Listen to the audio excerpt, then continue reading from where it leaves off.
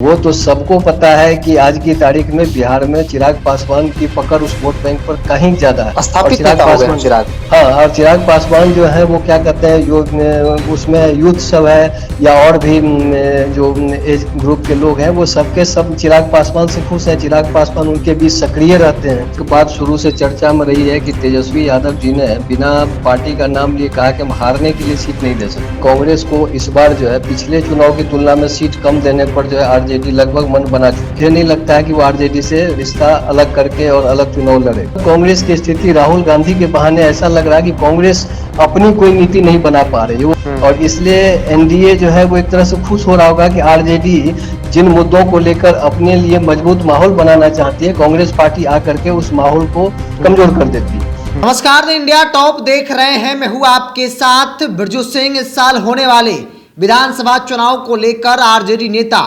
तेजस्वी यादव एक एक सीटों का जायजा ले रहे हैं। न सिर्फ आरजेडी जहां लड़ेगी वहां, बल्कि सहयोगी दलों को लेकर जो जानकारी मेरे पास है कि इस बार तेजस्वी यादव सीट बंटवारे में कोई गलती नहीं करने वाले हैं, जो गलती 2020 में कांग्रेस को ज़्यादा सीट देकर उन्होंने किया था। और इन तमाम चर्चाओं के बीच राहुल गांधी का 1 महीने में 2 बार बिहार आना, कार्यक्रम करना कई बड़े सवालों को खड़ा करता है कि क्या कांग्रेस पार्टी बिहार में एकला चलेगी दिल्ली की तरह?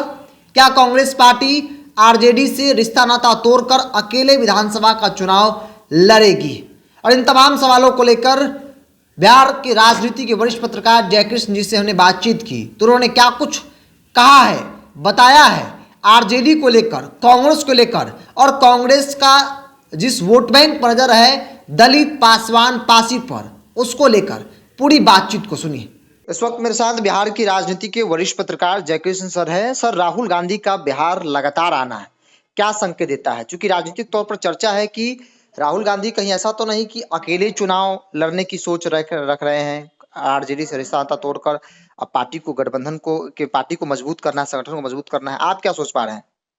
देखिए, चुनावी राजनीति में तो हर संभावना पर गौर किया जा सकता है, इसमें कोई दो मत नहीं है। क्योंकि एक बात शुरू से चर्चा में रही है कि तेजस्वी यादव जी ने बिना पार्टी का नाम लिए कहा कि हम हारने के लिए सीट नहीं दे सकते। तो इसका मतलब क्लियर है कि कांग्रेस को इस बार जो है पिछले चुनाव की तुलना में सीट कम देने पर जो है आरजेडी लगभग मन बना चुकी है। अब कांग्रेस जो है इंतजार कर रही है कि मान लीजिए जब सीट शेयरिंग की स्थिति आएगी और उसको मनोनुकूल सीट नहीं मिलेगा, तो वो दूसरे विकल्प पर जो है वो विचार कर सकती है। वैसे फिलहाल जो है मुझे नहीं लगता है कि वो आरजेडी से रिश्ता अलग करके और अलग चुनाव लड़े।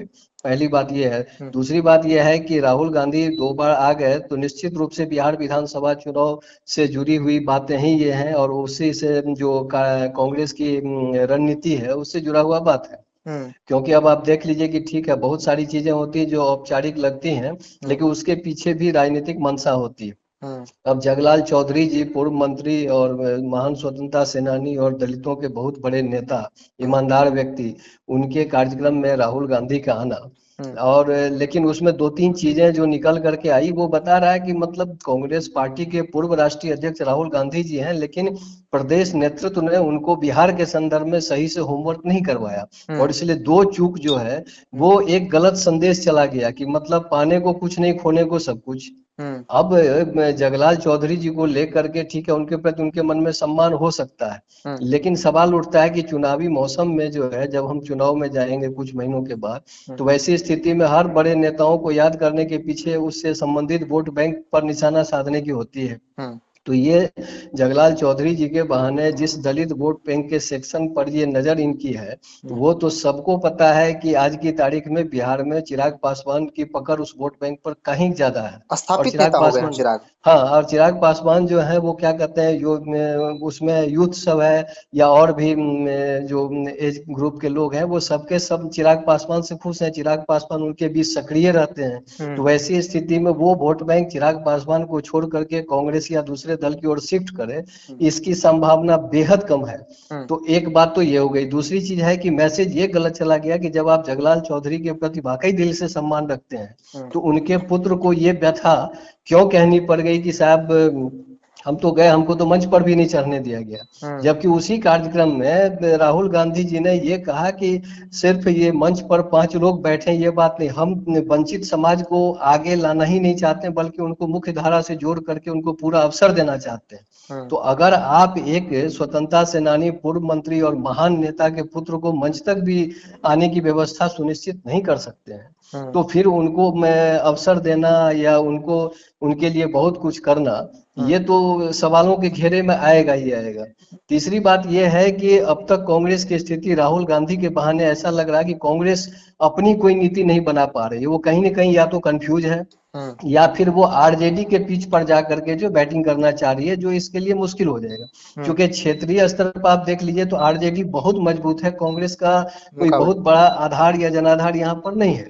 अब आप बार बार जाति जनगणना पर सवाल उठाते हैं, ये कहीं न कहीं आरजेडी को अंदर खाने असहज कर रहा होगा, क्योंकि उसी जाति जनगणना को लेकर के तेजस्वी यादव इसकी क्रेडिट लेते हैं कि हमने करवाया और इसके आधार पर हमने जो है आरक्षण की जो कोटा होता है उसको बढ़वाया। भले वो कोर्ट में चला गया और एग्जीक्यूट नहीं हो पाया, लेकिन अब जब राहुल गांधी कह रहे हैं कि भैया बिहार जैसा गणना नहीं चाहिए, तेलंगाना जैसा चाहिए, तो ये एक तरह से तेजस्वी यादव के दावे को लेकर के उनको मुश्किल में डाल सकता है। यानी तेजस्वी यादव जिस गणना का क्रेडिट ले रहे हैं वो गणना ही कांग्रेस के नजर में दोषपूर्ण है।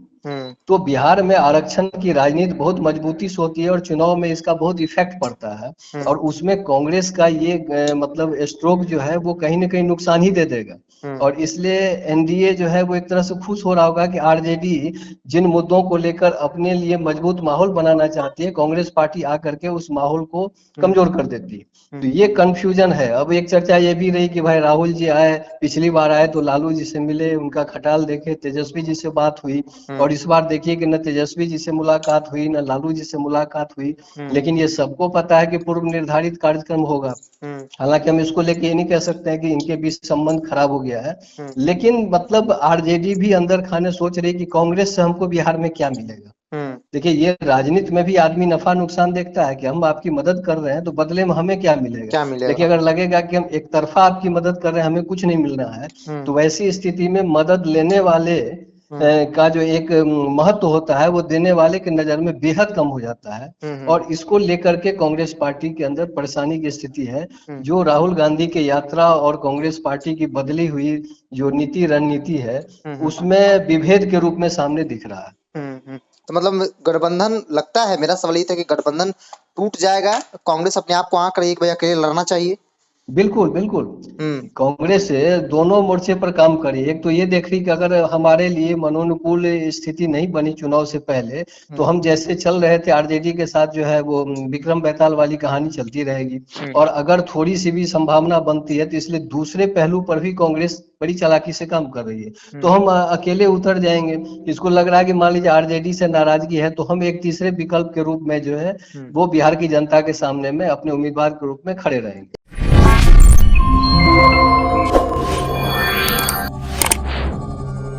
Yeah.